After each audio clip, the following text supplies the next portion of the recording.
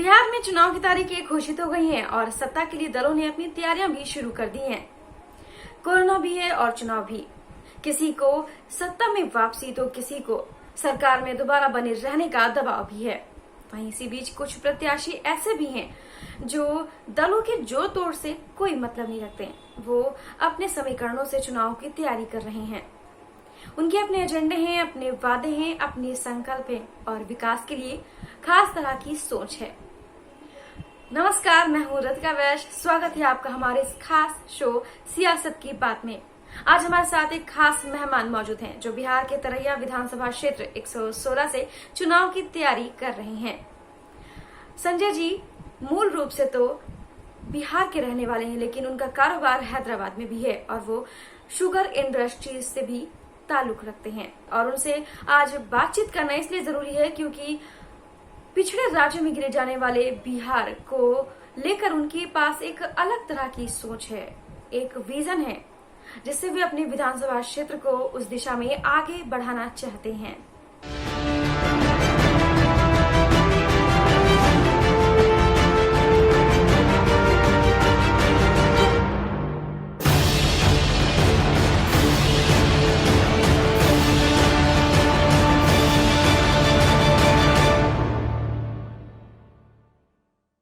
संजय कुमार सिंह जी, स्वागत है आपका हमारे इस खास कार्यक्रम सियासत की बात में।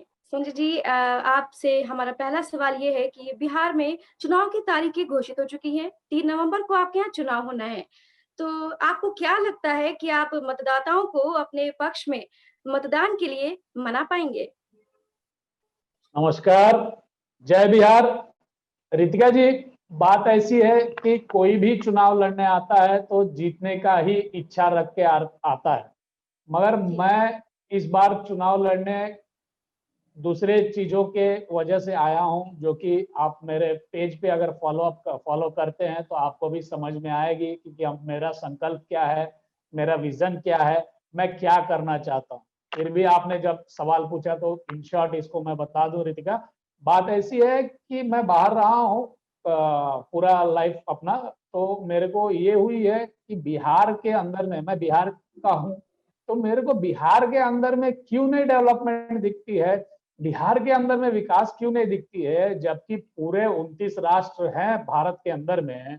28 राष्ट्र अगर एक साल के बाद आप कहीं पे भी विजिट कर रहे हैं तो आपको डेवलपमेंट दिखती है। बगैर 29वां राज्य बिहार में, अगर आज 2020 में 19 में आप यहाँ पे आए हुए थे यही सितंबर अक्टूबर महीना में, और 2020 में अगर आप आ रहे हैं तो आपको डेवलपमेंट नाम का चीज 1% भी नहीं मिलती है। इस प्रकार से मैं सब लोगों को समझा रहा हूं और मैं उम्मीद कर रहा हूं, अवेयरनेस बहुत बढ़ा रहा हूं, point to point, person to person पहुंचने की मेरी कोशिश है और पहुंच रहा हूं। पॉजिटिव पॉलिटिक्स लेके आया हूं, सकारात्मक बातें कर रहा हूं, सबको सबको समझा रहा हूं। ये बात जो बात अभी आपको बताया, तो मैं उम्मीद रख रहा हूं किसी भी हाल में जनता को मूर्ख आप कुछ दिन के लिए बना सकते हो, हमेशा के लिए नहीं बना सकते हो। और सबको एग्जाम्पल के तरह और प्रैक्टिकली भी दिखा रहा हूं जितना हो रहा है या समझा रहा हूं। तो मेरे को उम्मीद है जनता मेरे बातें सुनी है तो समझी है। और जिस दिन मैं आया था उस दिन से लेके आज तक सब लोग मेरे से जिस तरह से जुड़ रहे हैं, जैसे कि मैथमेटिकली आप बोले ग्राफ जो होती है, डे बाय डे जो लोग मेरे पास आ रहे हैं, बहुत खुश हूँ, बहुत खुश हूँ। और लोग, जनता समझने लग गए हैं। जी, सिर्फ 1 महीना बचा है चुनाव के लिए और जनसंपर्क को लेकर क्या खास स्ट्रेटजी लेकर चल रहे हैं आप, और नतीजों को लेकर आप कितने आश्वस्त हैं? जनसंपर्क जो है मेरा हर जगह बहुत ही बढ़िया चल रही है। मैं भी एक कोई भी चीज होता है तो मैं भी एनालिसिस करता हूँ। शाम को वहां पे जैसे कोई भी सभा होती है, कुछ भी होती है, तो फोटोज लिया जाती है, लिए लिए जाते हैं, पिक्स लिए जाते हैं, वीडियो लिए जाते हैं। तो रात को जब अकेला बैठता हूँ तो मैं उसको एनालिसिस करता हूँ और फोटोज खोल खोल के देखता हूँ। तो मैं एक चीज ऑब्जर्व करता हूँ कि जनता जो है कान खोल के और very interestingly they are observing, sorry English में नहीं, वेरी बहुत अच्छे से मेरे हर वर्ड को समझने का, हर शब्द को समझने का कोशिश कर रहे हैं। और सभी लोग मेरे तरफ मैं जो बातें बता रहा हूँ उस पर विश्वास कर रहे हैं। यस, विश्वास तो उन लोगों को करना पड़ेगा क्योंकि मैं जो भी बता रहा हूँ सच्चाई बता रहा हूँ। जो 30 साल में नहीं हो पाई, और नहीं हो पाई नहीं बोलूंगा मैं, जो 30 साल में किए नहीं और बिहार को पीछे घसका दिया गया। अब रह गई जीत और हार की जो बात आप कर रहे हैं, मैं 1000% कंफर्म हूँ। जनता भी बदलाव चाह रही है और जनता भी चाह रही है कि कोई नया व्यक्ति ही यहाँ से आए, क्योंकि यहाँ का लोकल समीकरण में आऊं मैं तो बता दूं कि पिछला बार आरजेडी ने जीती थी, उसके पहले बीजेपी ने जीती थी। 30 साल में 15 साल लालू जी की राज्य था और 15 साल नीतीश जी का राज था। खैर, let us not talk, sorry, वो सब बातें नहीं करते किसके अलायंस थे, मेनली फोकस इस पे करते हैं कि किसने, तो नीतीश सरकार और लालू सरकार थी। तो अब जनता को ये भी समझ में आ गया, पहले जितने लोग बाहर जाते थे उससे अभी जैसे जैसे यहाँ पे अनएम्प्लॉयमेंट बढ़ते गई, रोजगार की कोई भी स्थिति नहीं रही, तो लोग बाहर जो निकलते गए, सब लोग को समझ में आ गया है कि ये लोग कुछ नहीं किए। तो इस विषय पे मैं बहुत अवेयरनेस जो क्रिएट किया हूँ, जो लोग यहाँ पे रह गए, मेरा स्ट्रेटजी ये रहा कि डे 1 से मैं इंटीरियर से इंटीरियर जगह में घुसा। अभी तो बहुत जगह बाकी हैं जहाँ पे मैं गया नहीं हूँ क्योंकि टाइम शॉर्ट था। जी जी, उद्योग क्रांति की भी आप बात कर रहे हैं, क्या वाकई इतना आसान होगा? ये सवाल इसलिए क्योंकि बिहार में उद्योग को सरवाइव करने का माहौल नहीं है और ना ही जरूरी इंफ्रास्ट्रक्चर। तो कैसे मैनेज करेंगे और इस वादे का आधार क्या है? रतिका, बात ऐसी है, ये सीरियस है, ये सीरियस चीज है। आपका सवाल में ही सब चीज का जवाब आ गया। आप ही कह रहे हो कि बिहार में हो नहीं सकती, इसका क्या मतलब हुआ? ये लोग होने नहीं दिए। फॉर एग्जाम्पल तौर में मैं बताता हूँ, हमारे यहाँ से 15-20 किलोमीटर में एक शुगर मिल हुआ करती थी, जो कि फेमस मिल थी और एक बहुत बड़ी लार्ज स्केल यूनिट थी। वो यूनिट 1998 में बंद हो गई। उसका कारण यही था कि वहां पे जो लोग काम करते थे या मैनेजर्स थे, उन लोग को डराया धमकाया जाता था। वो लोग रोज मैनेजमेंट को, अपना हायर अथॉरिटीज को रोज कंप्लेंट करते थे और उस बेस पे वो इंडस्ट्री को बंद कर देना पड़ा। तो वो इंडस्ट्री जब बंद हो गई, उसके बाद भी बहुत लोग आए, वादे किए, चले गए कि हम मिल चालू करवा देंगे, हम ये करा देंगे, वो करा देंगे। बट रियल फैक्ट जो है किसी को बताया नहीं गया। और यहाँ पे जितने लोग का नौकरी चला गया, जितने किसान लोग थे, फार्मर्स थे, जो शुगर केन पे ही डिपेंड थे, वो सब का भी एक ब्लैंक हो गए। वो लोग भी दूसरे क्रॉप्स में गए। ऐसा नहीं है कि वो लोग वो भूमि को छोड़ दिए या वो अपना खेती नहीं कर रहे हैं, खेती तो कर रहे हैं, मगर रिच क्रॉप है शुगर केन, वो चीज का काम वो लोग नहीं कर पा रहे हैं।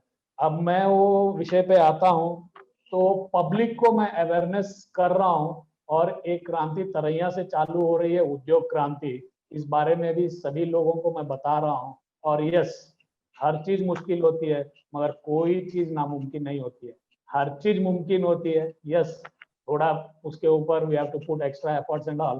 तो अब मेरे पर्सनल थिंग्स पे आता हूँ, मैं इंडस्ट्री पे ही क्यों फोकस किया। एक इंडस्ट्री कहीं पे भी होती है, उसमें भले से 500 लोग काम करें या 1000 लोग काम करें, मगर उसका आप कैलकुलेशन करें, उसका मैथमेटिक्स समझे, स्टैटिस्टिक्स निकाले, तो 500 लोग काम करने वाला मिल के सामने आपको कहीं ना कहीं मल्टीप्लीकेशन ऐसा चला जाता है, इंटू 10 भी कर लेंगे, इतने लोग का पेट पलती है। क्योंकि मिल में जो काम करते हैं, वो एग्रो बेस्ड इंडस्ट्री होने के कारण उसका खेती का जो फार्मर्स रहते हैं, किसान रहते हैं, वो लोग भी फायदा उठाएंगे।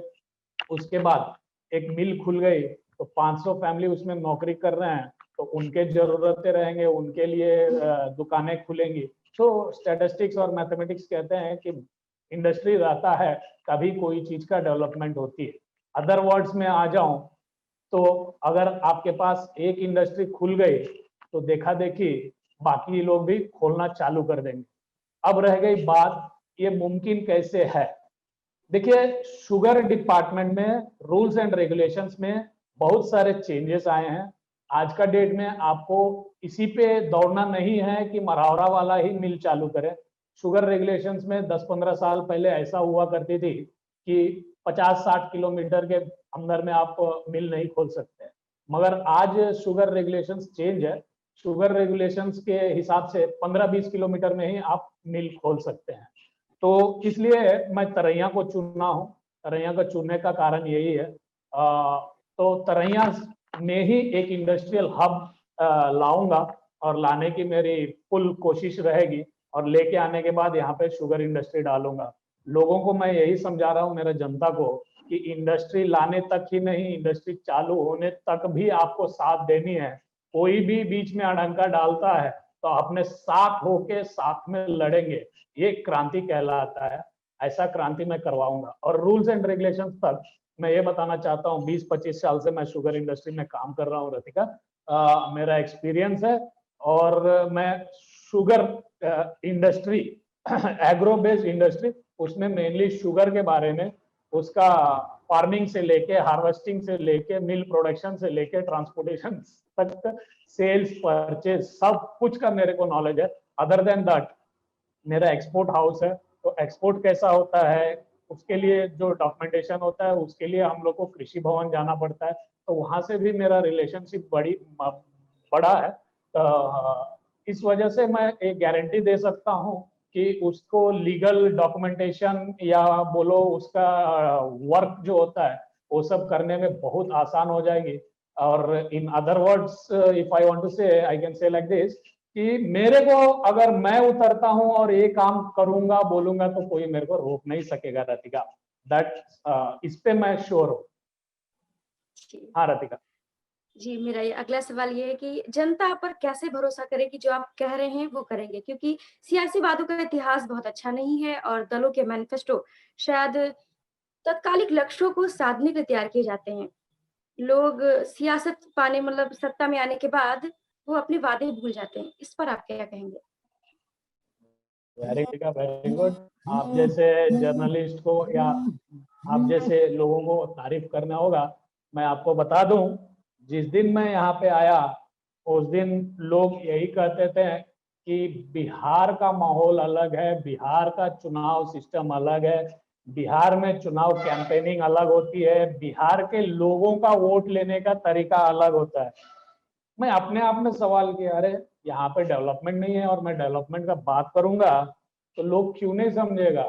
जो चीज नहीं है वो चीज अगर कोई देने आ रहा है या उसके बारे में बात कर रहा है तो ऑब्वियसली को भी ये चीज समझ में आएगा ही। अब रह गई बात जनता, पहले तक जिस तरह से मैं सुन रहा हूँ, आज 6 महीना सिर्फ रह गया है, सिर्फ और सिर्फ 6 महीने रह गए थे चुनाव के। उसी समय में आपको बाढ़ आ गई, उसी समय में आपको कोरोना का ये आ गया। तो कुछ लोग, जो लोग एक्चुअल में राजनीति करना चाहते हैं, वो लोगों ने क्या किया, सब जगह राशन बांटना, किसी को कहीं लेके जाके राशन देना, खाना खिलाना, ये सब काम चालू किए। वो लोग से मेरा एक सवाल है, ये तो आप लोग राजनीति करने आ गए हो, आज चूड़ा गुड़ सब बांट रहे हो। भैया 2017 में बाढ़ आई थी, आप लोग कहाँ थे? उस समय क्यों नहीं बांटे?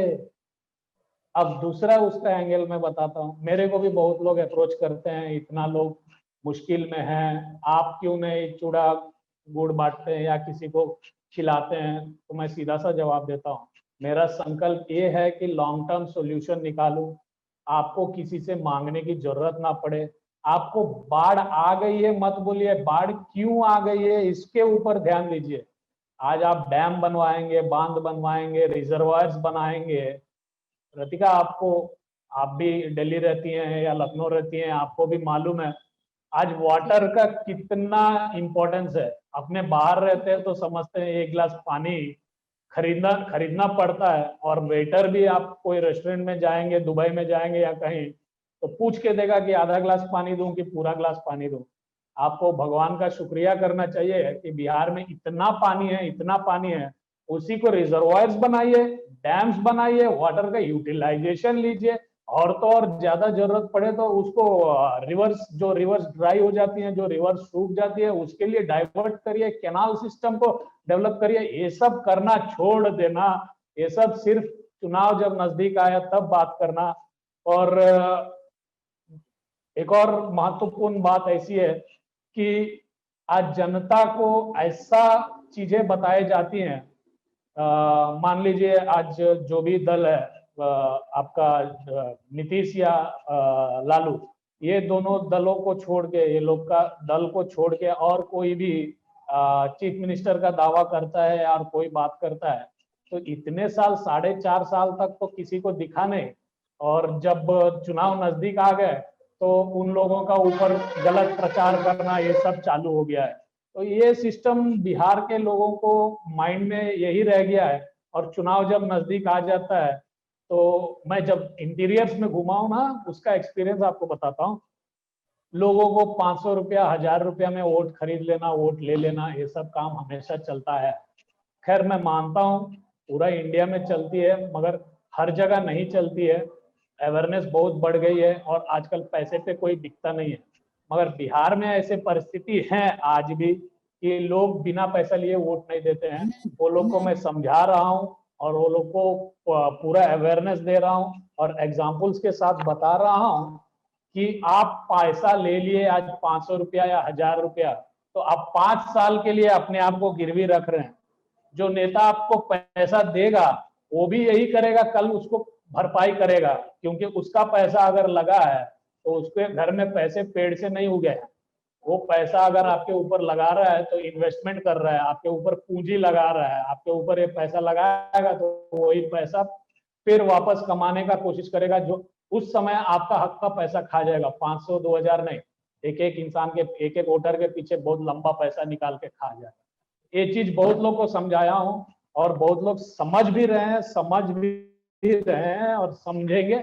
और थोड़ा सा समय है, ज्यादा समय तो नहीं है, ये बाकी का 1 महीना में ये चीज पे ही मैं कंसंट्रेट करूंगा, ये चीज भी सबको समझाऊंगा। इसके अलावा एक और बात होती है रतिका, ये लोग क्या करता है, हर गली में या हर वार्ड में बोलिए एक एक दलाल रखा हुआ है, जो इलेक्शन के 2-3 दिन पहले पहुंच जाते हैं। और आप बोलिए वो लोग पहुंच जाते हैं या चुनाव जो भी लड़ते हैं वो लोग आ जाते हैं, और ये लोग को ऐसे किया जाता है और वो लोग भी ऐसा डिमांड करते हैं कि हमको इतना पैसा दे दो, इतने वोट हमारे हैं। सही में जो वोट करता है उसके पास पैसा पहुंचता है नहीं पहुंचता है, या जो व्यक्ति लेता है, कहीं कहीं तो सुनने में ऐसे भी आ रहा है कि हर उम्मीदवार से ले लेते हैं। वाह, ये तो बात मजे वाली बात है। तो ये सब चीजें हैं यहाँ पे। देखिए अवेयरनेस ला रहा हूँ, किसी को बिकना नहीं चाहिए, अपना सेल्फ रेस्पेक्ट रखना चाहिए, आप स्वाभिमान बनो। 2000 रुपया, 500 रुपया से आपका 5 साल नहीं गुजरने वाला है, और आपका 5 साल गुजरने जितना पैसा कोई आपको देने वाला नहीं है। और अगर आप वैसे कर रहे हो, पैसे ले रहे हो, पैसे लेके वोट दे रहे हो, तो ये होगा कल के दिन आप उसके ऑफिस में जाके पूछ नहीं पाओगे कि मेरे लिए ये काम कर दो। और अगर वो आपके सामने आ गया तो आप भी कुछ नहीं बोल पाओगे, और वो भी आपको यही कहेगा उस दिन तो मेरे से पैसा लिया था तभी तो वोट दिया था, ऐसे ही वोट नहीं दिया था। सो ये सब चीजें हैं, ये सब चीजों का अवेयरनेस बढ़ा रहा हूँ और सबको समझा रहा हूँ जी। जी। ये एक सवाल बेहद ज़रूरी है जो पूछा जाना चाहिए और शायद ये कॉमन सवाल होना चाहिए कि अगर जनता ने आपको विधानसभा भेज दिया, तो क्षेत्र के विकास के लिए आपका ब्लूप्रिंट क्या होगा? और मान लीजिए आपने कहा कि ये करेंगे, वो करेंगे, लेकिन कैसे करेंगे, उसकी रूपरेखा क्या होगी? अभी आप थोड़ा देर पहले मेरे से प्रश्न पूछा था, उसमें मैंने आपको क्लियर कट बताया था आपको उद्योग क्रांति क्यों चालू कर रहा हूँ, और उद्योग क्रांति के हिसाब से मैं उसको कैसे चालू कर सकता हूँ उसके बारे में मैंने आपको एक्सप्लेन किया है। तो ब्लूप्रिंट मेरे पास तैयार है, ऐसा नहीं है मैं 10 साल से, बहुत लोग सोचते हैं कि ये व्यक्ति 2 महीना में आ गया, मैं 10 साल से, ज्यादातर लास्ट 2 साल से तो पूरा मेरा फोकस बिहार के ऊपर ही है, खास करके तरैया के ऊपर ही है। मेरा प्रांत को, मेरे एरिया को किस तरह डेवलप करना है, सब चीज ward to ward, panchayat to panchayat मेरे दिमाग में है। और मैं एक रूपरेखा बना लिया हूँ कि कहाँ पे क्या करना है और किस तरह से किया जाता है। जी रतिका। संजय जी, एक सवाल। कल तक आपने चुनाव अभियान को एक निर्दल प्रत्याशी के रूप में मैनेज किया है। अभी मौजूदा स्थिति में सूचना है कि आप किसी दल के बैनर तले आएँगे। तो आपको क्या लगता है कि जिन मुद्दों पर आपने पूरा कैंपेन किया है, काम किया है, वो किसी दल के एजेंडे में होंगे? और आपको यकीन है कि आपके संकल्पों के साथ समझौता नहीं होगा? बात ऐसी है, डे वन से मैं बता रहा हूं, मेरे को उद्योग क्रांति करना है, एजुकेशन सिस्टम को चेंज करना है और हेल्थ डिपार्टमेंट में जो भी चीजें हैं उसको चेंज करनी है। तो मैं कहीं पे भी जाऊं, किसी के पास भी जाऊं, तो मैं यही चीज बोलूंगा कि मेरे को ये तीनों चीज करनी है। उद्योग क्रांति मेरा फर्स्ट इम्पोर्टेंस है। तो किसी दल से नहीं, बहुत सारे पार्टियां मेरे से अप्रोच किए हैं और मैं भी अप्रोच किया, मगर मेरा एक ही कहना है और एक ही बात है और एक ही बात रहेगी, जो मेरे काम में सपोर्ट करेंगे, बोलेंगे, सपोर्ट देने की मेरे को हामी देंगे, उन्हीं के साथ मैं लड़ूंगा। और आज का डेट में दो तीन पार्टियां बहुत अच्छी लग रही हैं मेरे को। जो ये 30 साल का सुशासन, जो जो नाम यहाँ पे बिहार में देते हैं, खैर मैं अपना मुंह गंदा नहीं करूंगा, वो सब बातें नहीं करूंगा। 30 साल से जो बिहार का विकास रोक रखे हैं जो पार्टियां, उनके अलावा कोई पार्टी आती है और मेरे को लगता है कि वो लोग भी बिहार को बदलना चाहते हैं, नया बिहार बनाने की बातें करते हैं, वैसे पार्टियां मेरे से बात करती हैं, तो मैं उनके साथ जुड़ने में ये नहीं करूंगा, क्योंकि मेरा काम और थोड़ा आसान हो जाएगा। अब एक और बात इसमें मैं जोड़ देता हूं, आप बोल रही हैं पार्टियां, देखिए कोई भी चुनाव लड़ता है, ऐसा माहौल सिर्फ बिहार में क्रिएट होती है कि एक दूसरे का दुश्मन बन जाते हैं। बाकी 28 राष्ट्र में आप जाएंगे तो हर व्यक्ति को मतभेद रहेगा, मनभेद नहीं रहेगा, शाम को सभी लोग बात करेंगे एक दूसरे से। तो मैं भी वही कल्चर यहाँ पे क्रिएट करना चाहता हूँ। तो जिसको ये पसंद नहीं है वो मेरे से बात नहीं करता है। यहाँ पे भी आज मैं चुनाव लड़ने आया हूँ, मैं भी एक प्रत्याशी हूँ, एक और दो चार प्रत्याशी हैं जिनसे मैं मिलता हूँ, हम लोग बातें भी करते हैं। वो लोगों से मेरा ये बात होता है कि विकास कैसे हो। जो लोग ये बात करते हैं, जो थॉट्स, मेरा थॉट प्रोसेस मेरा है, जो मेरा संकल्प है, वैसे ही बातें जो लोग करेगा वो लोग से मैं बात करूंगा। और सबको ये ध्यान में रखना चाहिए कि ये अपना जीवन जो है उसमें आपको मतभेद होगा तो सिर्फ आपका मत अलग होगा, आपका कॉन्सेप्ट अलग होगा, मगर मनभेद किसी से मत रखिए, सब लोग मिलजुल के रहना चाहिए। आप जो करना चाह रहे हैं वो बताइए ना। अब बिहार को रुकना नहीं है, अब बिहार को विकास की बहुत जरूरत है। संजय सिंह उद्योग क्रांति चालू किया है, कर चुका है। ये उद्योग क्रांति तरैया से शुरू होगी और पूरा बिहार में उद्योग आएंगे। जी। ये कहते हैं बिहार का चुनाव पूरी तरह से जातीय समीकरणों को साधने वाला होता है। जोड़ तोड़ की राजनीति तो बिहार का सच है। तो क्या आपके दिमाग में भी कुछ ऐसी योजना है समीकरणों को साधने की, जातीय समीकरणों को? Very good, very good, very good question.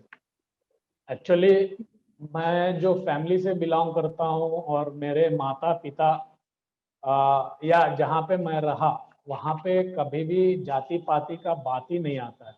इसको उदाहरण करते मैं जब सोचने लग गया कि क्यों यहाँ पे ऐसे होती है, तो मेरे को बहुत स्टनिंग लगा, बहुत शॉक हुआ। मैं आपको उसको क्लियर एक मैसेज के थ्रू मैं आपको बताता हूँ।